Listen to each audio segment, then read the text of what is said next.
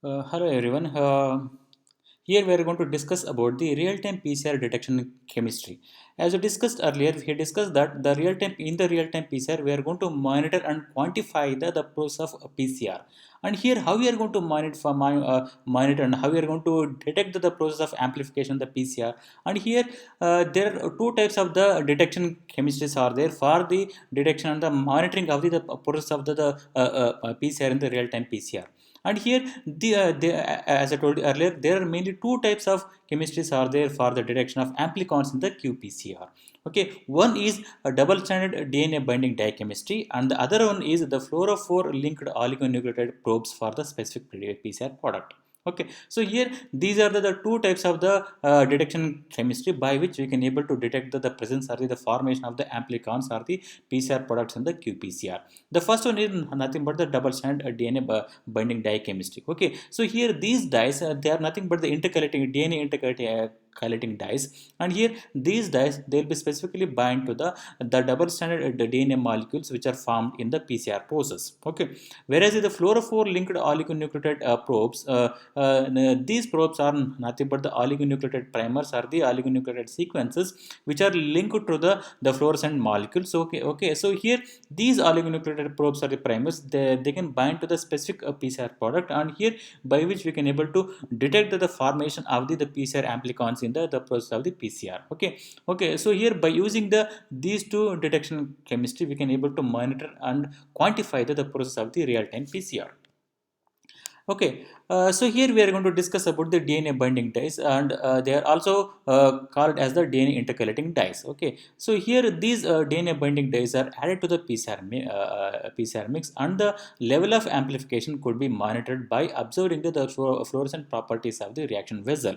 Okay, so here these DNA intercalating dyes they bind to the double stranded DNA, and they give an increase in fluorescence proportional to the amount of double stranded DNA present. Okay, in the PCR what will happen is, so here as the amplified product or the PCR product is formed, so here the amount of double strand DNA formed also will be more. Okay, so here as the PCR product concentration or as the PCR product is keeps on going to be produced in the PCR. Okay, more and more DNA intercalating dye they'll becomes and bind to these double stranded DNA, and here they are going to give the increased fluorescence.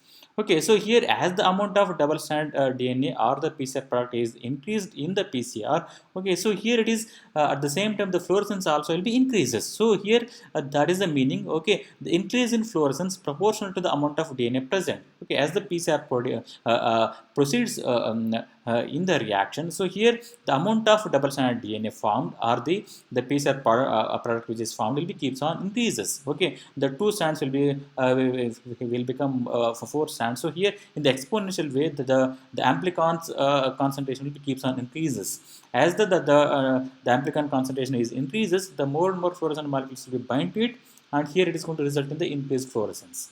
Okay, so here intercalating dyes bind to the double stranded DNA, and they give an increased fluorescence proportional to the amount of double stranded DNA present. The main disadvantage of this method is it is not specific. Okay, so since the DNA bind to all double stranded DNAs formed during the PCR reaction, either it might be a non-specific PCR product or it might be the primer dimers. Okay, so here these DNA intercalating dyes, so here they are having just the property of binding to the double stranded DNA molecule. It need not be the our specific amplicon or the PCR product. So here it can bind to the any double stranded DNA which is present inside the PCR reaction mixture. So here it is highly non-specific. Okay, so here it is one of the main disadvantage of using the DNA binding dyes or the intercalating dyes. Okay, example for the DNA intercalating dyes are is nothing but the cybergreen, and it is a non-specific, non-sequence specific fluorogenic minor groove DNA binding dye that intercalates into the double-stranded DNA. So here it is bind to the minor groove of the double-stranded DNA. This cybergreen exhibit little fluorescence when unbound in solution, but emits strong fluorescent signal upon binding to the double-stranded DNA. Okay, so here this cybergreen is having a property. So here whenever it is present in the free form in the solution, it is having a very little fluorescence. But whenever the double strand DNA is there in the solution, so here it will bind to the double strand DNA, and binding of the cyber green to the double strand DNA results into the strong fluorescent signal. Okay, so it emits the strong fluorescent signal, and it can be detected in the qPCR. An increase in the fluorescent signal occurs during the polymerization phase of each cycle of the qPCR.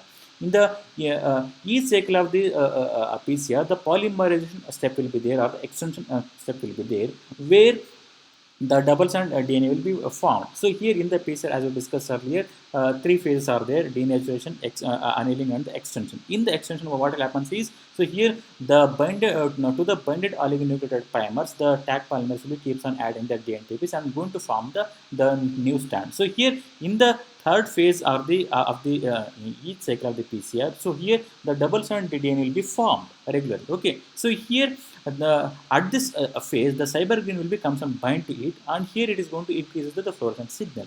The fluorescent measurements are performed at the end of the elongation step of the each PCR cycle to monitor the increasing amount of the amplified DNA. That's what I was explaining, and here we can see the mechanism over here. Okay, so here in the PCR mixture, the cyber green, it is present in the free form in the solution. Okay, so here in the free form, it is having a very little fluorescence. As the PCR, it is going to proceed. So here it is having the three steps: the denaturation, annealing, and the extension. In the denaturation, the double strand DNA will be denatured into a single strand, and in the annealing, the specific primer will become and bind to the specific sequence in the DNA sample.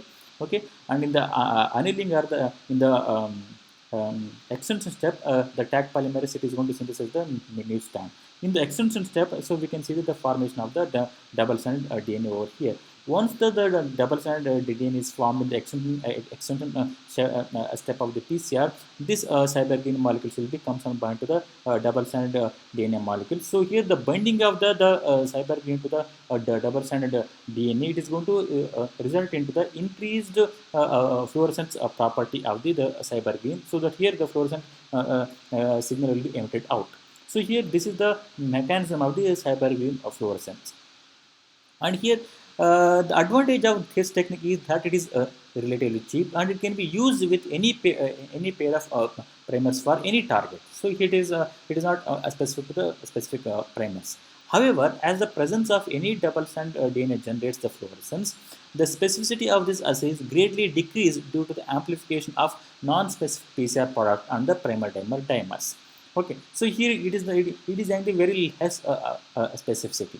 So that here, in this case, the specificity of the amplified product, it can be checked by performing the melting curve analysis. So here, in this case, in the usage of this cybergreen, so here whether the specific amplified product is are formed or not, it can be checked by using the analysis which is called as the melting curve analysis. And here, by performing the melting curve analysis, we can able to study that whether the specific amplified product it is formed or not.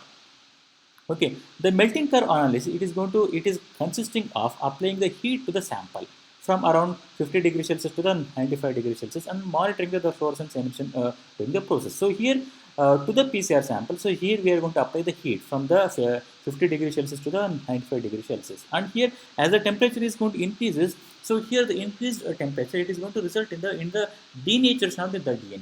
Okay, so here all the different kind of DNA molecules, they are going to denature at the different temperature. So here we are having the terminology which is called as the TM, or the melting temperature, and it will be specific for the specific DNA molecules. Okay, so here the temperature of the DNA denaturation, it is shown, and the sharp drop in the fluorescence signal due to the dissociation of the dye. Okay, so here as we are going to expose the PCR sample to the heat, so as the temperature is going to increase, the DNA will be started denaturation. So here as the DNA it is going to denature means, so here it is going to result into the sharp decrease in the fluorescent signal of the dye. Okay, so here the non-specific product and the primer dimers are denatured at the lower temperature than the specific products. Okay, so here if any non-specific products are formed, or if any primer dimers are formed, means, so here these products, or the DNA molecules, are going to be denatured at the lower temperature when compared to the specific products. So here the specific products are going to denature at the higher temperature. Okay, so it can be measured by using the fluorescence. So here, as you can see in the first case, so if for example, if it is having only the single specific PCR product means, so here we are going to do only the single peak. Oh, okay, so here at the specific temperature, we can see the sharp drop in the fluorescent signal. So here, in this case, we can see the only the formation of the single peak over here, because in this PCR solution, we are having the only the one kind of the PCR product. Okay, in the other case, so here if your sample, if the PCR sample is having the any non-specific product or the PCR dimers means, so we can see the formation of the multiple peaks over here. So here the non-specific product or the PCR dimers are going to denature at the lower temperature. So here, as you can see here, a sharp decrease in the fluorescence property. So here they are going to denature at the lower temperature. So here it is the specific product. So here the appearance of the multiple peaks in the melting curve analysis, it is going to indicate the formation of the non-specific or the primer dimers. It can be detected. Okay, and here the cyber green presents some limitation apart from the all those things. So apart from the non-specificity, a relatively low cyber green, the concentration of less than around 0.5 micromoles, it is need to be used in the reaction. Okay, low concentration of the cyber green need to be used. This is due to the fact that high concentration of the cyber green can inhibit the PCR and promote the mass priming. So here, for a purpose, a low concentration of the cybergreen need to be used. Low cybergreen concentration may compromise the PCR signal strength, obviously. Okay. So here, apart from the cybergreen, one more example is evergreen. Evergreen is another DNA intercalating dye used in the qPCR. And here, this evergreen is less inhibitory to PCR than to the cybergreen, and it can be used at the higher concentration under the saturating conditions to generate the greater fluorescent signals. When compared to the cybergreen, it is having some advantages, such as it is less inhibited to the PCR. At the same time, it can be used at the higher concentration, which is going to be used to the greater fluorescent signals. In the image, so here the evergreen, which is present in the inactive form. Once the double-stranded DNA is formed in the PCR, so here this evergreen will be converted into the active form, and it will be bind to the double-stranded DNA molecules, and here and it is going to form the evergreen DNA complex. Okay, so here by doing so, we can able to use this evergreen for the in case of the qPCR. Thank you.